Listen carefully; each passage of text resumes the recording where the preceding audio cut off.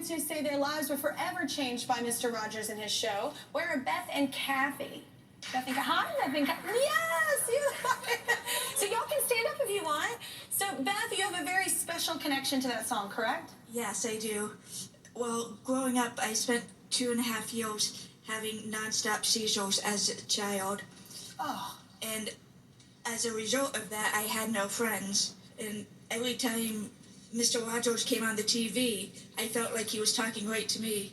I felt like I was the only friend in the world that he was talking to. He did have that, he just looked directly in the camera, and that's what they say, that he always was picturing one person on the other side. Oh, absolutely, Kelly. I get still emotional today. I am as well. As a result of her seizure, she was diagnosed with a very rare encephalitis, and no one really knew the cure. It was scary. She had to have half her brain removed. Oh, my God. So before the surgery, I noticed that every time I put Beth in front of the TV, in front of Mr. Rogers, she wouldn't have a single seizure. It's so well known, even Mr. Speedy Delivery knows about it, and he thinks I should study it. And we were asked to call him Fred. And he called Beth and spoke to Beth in every puppet voice. How cool are you? That is special. And what did you say? I told him things that I didn't even tell my own mom and dad. Like, I was afraid I was going to die and leave my brother. And Oh, my God.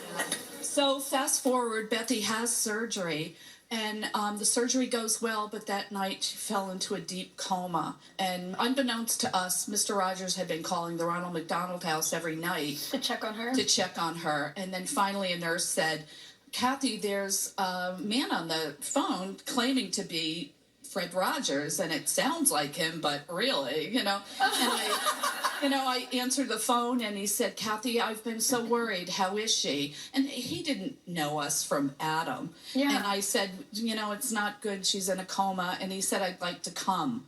And I said, Mr. Rogers, it'd be a waste of your time. She won't even know you're there. And he said, I'm coming. Only just one request, no press. I don't want any media. I just want it to be a special meeting between Beth and I. And he came with a little clarinet case from Pittsburgh, Pennsylvania. And he laid the clarinet case on her bed, took out every puppet, and for an hour gave her this incredible show. She woke up several weeks later, and first person after our parents we called was Mr. Rogers. And his first words were, "Praise God, I've been praying every day." And we're so grateful that you're doing this, and thank you so much. I am very excited that y'all came to share that story. It's very powerful. Is this for me? Oh, thank you. Thank you so much. I will wear it this whole show. Here we go. It kind of matches with my florals.